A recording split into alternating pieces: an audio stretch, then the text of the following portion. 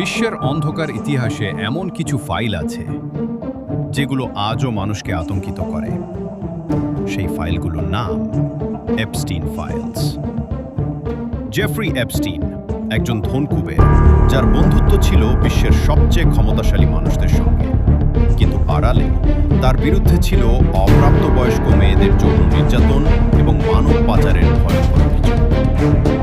এই ফাইলগুলোতে আছে গোপন সাক্ষ্য, ফ্লাইট লগ, রহস্যময় ইমেল এবং এমন কিছু নাম যেগুলো প্রকাশ হলে কেঁপে উঠবে বিশ্ব। 2019 সাল, জেলে থাকা অবস্থায় জেফ্রি এপস্টিনের মৃত্যু হয়। সরকার বলেছিল আত্মহত্যা, কিন্তু সিসিটিভি কাজ করছিল না, পাহারাদার ঘুমিয়ে পড়েছিল। প্রশ্ন একটাই, এপস্টিন কি সত্যিই আত্মহত্যা করেছিল, নাকি সে জানতো এমন কিছু সত্য যেটা প্রকাশ পাওয়া উচিত ছিল না?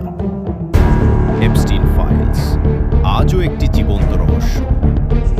গুরুত্বপূর্ণ কথা, ফাইলসে কারো নাম থাকা মানেই সে